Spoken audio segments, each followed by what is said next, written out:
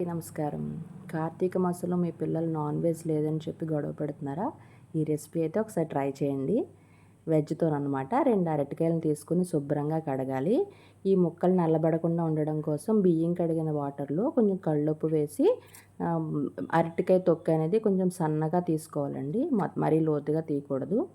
తీసి దాన్ని చేప షేప్ వచ్చేలా ముక్కలు కట్ చేసుకోవాలి.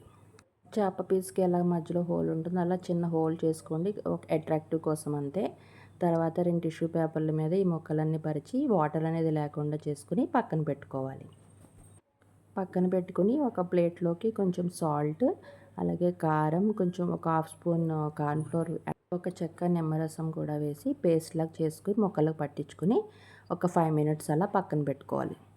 మీరైతే ఒకసారి ఈ రెసిపీ అయితే ట్రై చేయండి. పిల్లలు బాగా లైక్ చేస్తారు.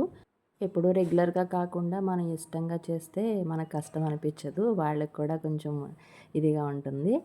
తర్వాత ఈ ముక్కలు ఏదైతే ఉన్నాయో అవన్నీ పక్కన పెట్టుకోండి. పక్కన పెట్టుకున్న తర్వాత ఒక మిక్సీ జార్‌లో ఉల్లిపాయలు వేసుకొని కోర్స్‌గా పేస్ట్ చేసుకోండి. అది కూడా పక్కన పెట్టాలి. తర్వాత ఉడకబెట్టిన టమాటాల నుంచి ప్యూరీ తీసుకొని అది కూడా గిన్నెలో తీసి పక్కనుంచండి. మన ముక్కల్ని పెనం పెట్టుకొని దాని మీద ఆయిల్ వేసి అటు ఇటు టర్న్ చేస్తూ క్రిస్పీగా అయ్యేలా చేసుకోండి.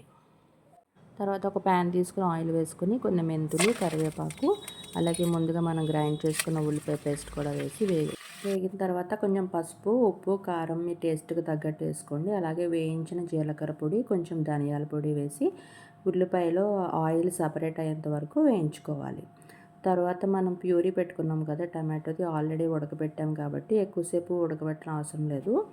దాని తర్వాత కొంచెం చిక్కగా తీసుకున్న చింతపండు ప్యూరీని అయితే యాడ్ చేసుకోవాలి. మీకు ఎంతైతే పులుసు కావాలో దానికి తగ్గట్టు వాటర్ యాడ్ చేసుకుని పులుసు మరుగుతున్నప్పుడు పచ్చిమిర్చి చీలికలు వేసి ఒక 2 మినిట్స్ బాయిల్ అయిన తర్వాత మనం పక్కన పెట్టుకున్న అరటికాయ ముక్కలు కూడా యాడ్ చేసి మరగనివ్వాలి. దింపే ముందు కొత్తిమీర యాడ్ చేసుకుని సర్వ్ చేసుకోవడమే. వేడి వేడి రైస్లోకి అయితే ఇది చాలా బాగుంటుంది టేస్ట్.